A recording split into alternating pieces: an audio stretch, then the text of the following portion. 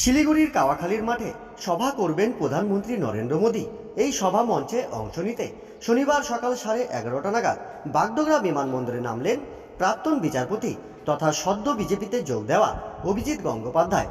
এদিন সাংবাদিকদের মুখোমুখি হয়ে তিনি বলেন, বহুবার এসেছি বিচারপতি হিসেবে সার্কিট বেঞ্চে, এবার রাজনৈতিক নেতা হিসেবে ভাষণ দেব কিনা জানি না, যে দায়িত্ব দেওয়া হবে তা পালন করব।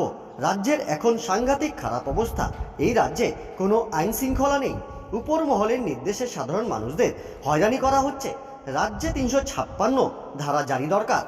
বহুবার এসেছি বিচারপতি হিসেবে, হ্যাঁ এবার সার্কিট বেঞ্চে ভাষণ দেবো কিনা যাই না, আগে মঞ্চে যাই, তারপর যে দায়িত্ব আমাকে দেওয়া হবে সেই দায়িত্ব পালন করব। সাংঘাতিক খারাপ অবস্থা, এই রাজ্যে কোনো আইন শৃঙ্খলা নেই। পুলিশ দেখছেন সাধারণ মানুষকে কীভাবে হ্যারাস করছে এবং সেটা ওপর মহলের নির্দেশে করছে। সাংবাদিকদের কীভাবে হ্যারাস করছে সেটা ওপর মহলের নির্দেশে করছে। এটাকে কি আইন শৃঙ্খলা বলে? তারা মানুষের রোষ, সাধারণ মানুষের যে ক্ষোভ, সেটাকে সামলাতে পারছে না, সাংবাদিকরা সেটা তুলে ধরছেন, সাংবাদিকদের অ্যাটাক করছে। এটা চূড়ান্ত অগণতান্ত্রিক অবস্থা, এটা যা বেশি দিন চলতে পারে না।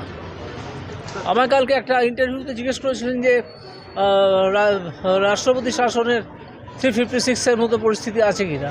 আমি ক্লিয়ারলি বলেছি হ্যাঁ আছে, 356 করা দরকার। সন্দেশখালীতে কী হলো? মা বোনদের ওপর অত্যাচারের মুখ্যমন্ত্রী একদিনও যাননি, সেই এলাকার যিনি এমপি সেদিনের তিনি একদিন যাননি, তাই তো? একদম তাই না? গান বাজনা করছিলেন, গান বাজনা করছিলেন। এটা কি গোল্লা পাবেন আমার হাতে, গোল্লা বিগ জিরো। 24 নির্বাচনে কত সিট পেতে পারে বিজেপি?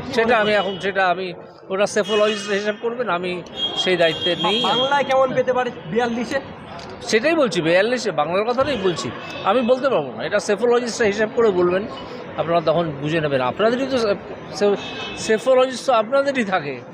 কেমন হতে পারে আর ফল কেমন হতে পারে? আমার ধারণা, নির্বাচন যদি অবাধ হয় এবং রিগিংটাকে যদি আটকানো যায়, তাহলে অসম্ভব ভালো রেজাল্ট হবে। তৃণমূল এমনকি মুছেও যেতে পারে। তমলুকে আপনার নাম? তমলুকে আমি জানাচ্ছি কিনা এখনও তা ঠিক নেই।